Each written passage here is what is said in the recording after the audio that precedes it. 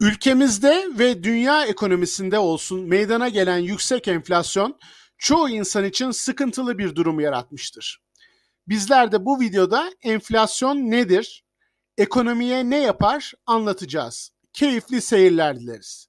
Burada yeniyseniz bildirimleri açtığınızdan ve abone olduğunuzdan emin olun. Böylelikle yeni videolardan haberdar olabilirsiniz. Aslında birçok ekonomist yüksek enflasyonu zararlı kabul ederken az miktarda enflasyonun da büyümeye yardımcı olabileceğini düşünür. Bu düşünceler bir kenara dursun, finansal okuryazarlığı olmayan insanlar belli oranın üzerindeki enflasyonlarda belli bir zaman dilimi içinde geçim sıkıntısına düşerler. İşte bu gibi sıkıntılı durumlara düşmemek için finansal okuryazarlığımızı arttırmalı ve kendimizi geliştirmeliyiz. Sizler de videomuzu sonuna kadar izleyerek finansal okuryazarlığınızı bir üst seviyeye çıkaracak, enflasyonun ne olduğunu, ekonomiyle ilişkisini, enflasyonun ekonomiye ne yaptığı ile ilgili bilgileri öğreneceksiniz.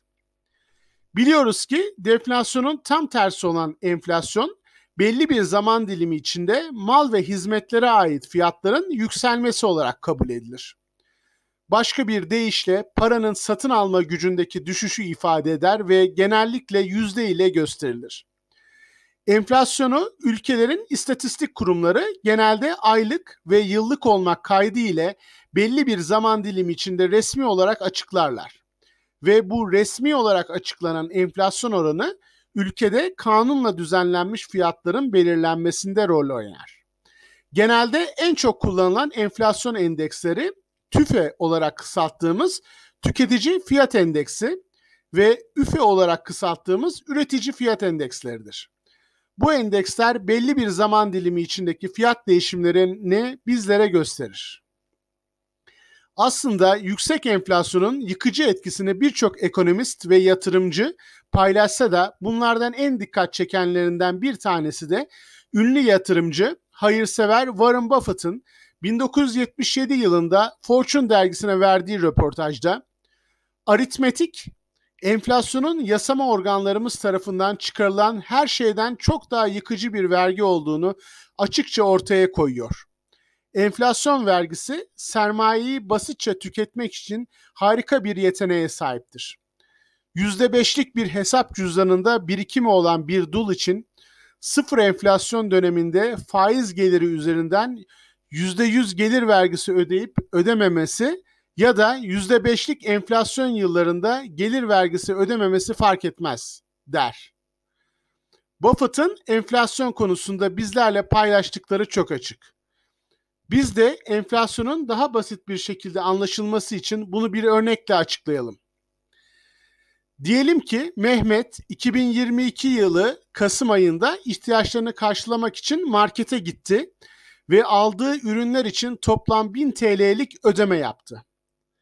Mehmet bir yıl sonra markete gidip yine aynı ürünleri aldığında ödemesi gereken tutarın 1300 TL olduğunu gördüğünde ya daha fazla para ödeyecek ya da bazı ürünleri sepetten çıkartacak.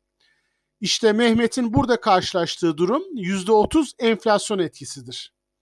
Yani Mehmet bir yıl sonra aynı ürünleri almak için 300 TL daha fazla ödeme yapmak zorundadır.